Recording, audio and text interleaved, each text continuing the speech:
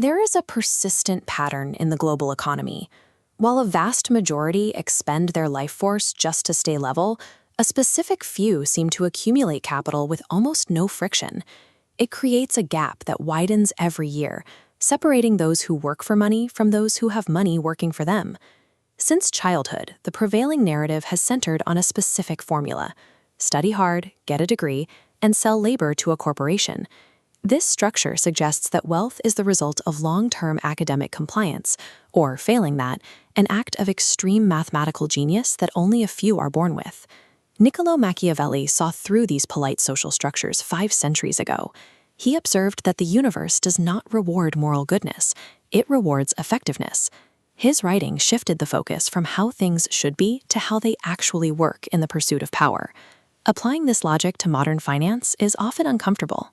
It requires abandoning the belief that the system is designed to facilitate your individual success or reward your obedience.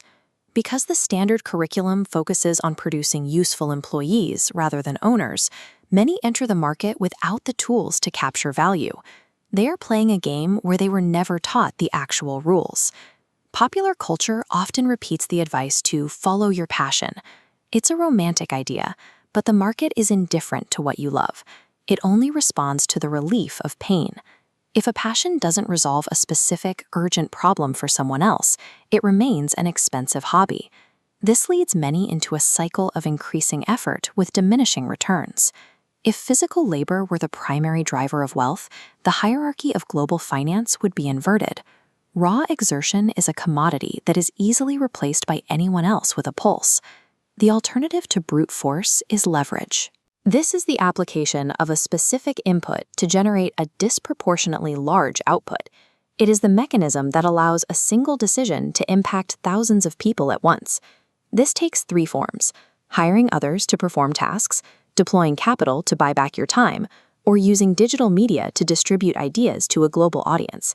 These tools allow you to generate value without being physically present.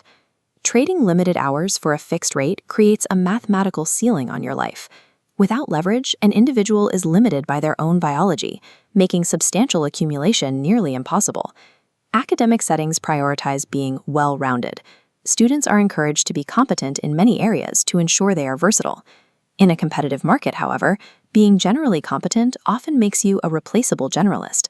Strategic dominance usually comes from specialization.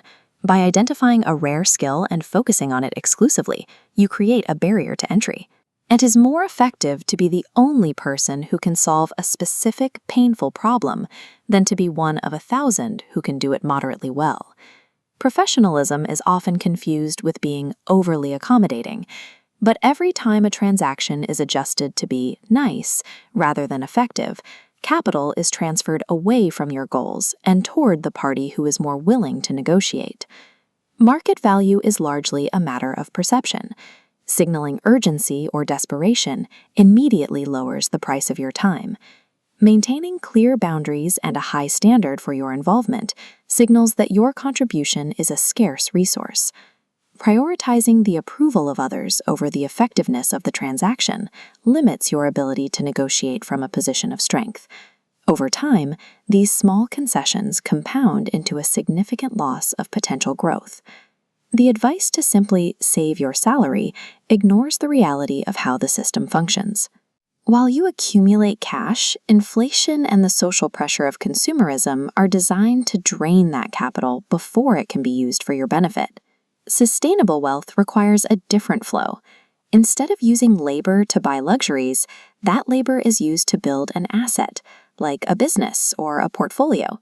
Once that asset generates its own income, that secondary stream pays for lifestyle upgrades, leaving the core capital protected. This requires calculating your effective hourly rate. It's a way to measure the actual value of your time against the tasks you perform daily to see if they are worth your attention.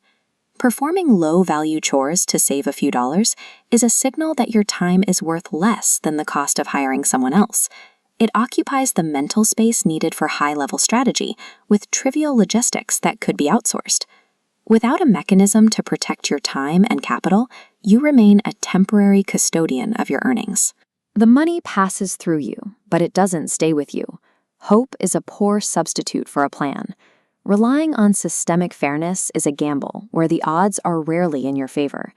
The realization that no external entity is responsible for your financial trajectory is sobering. It removes the expectation of a savior and places the entire burden of execution on the individual to force the market to pay them. Building assets is a quiet, repetitive process. It lacks the excitement of a lottery win and requires a level of discipline that most find intolerable. It means prioritizing a long-term goal over immediate social validation from peers. This transition often leads to social friction.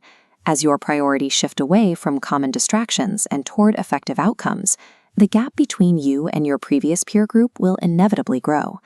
The logic of accumulation is straightforward. Solve meaningful problems, use leverage to scale, and protect your time. The difficulty lies not in understanding the rules, but in the willingness to execute them consistently.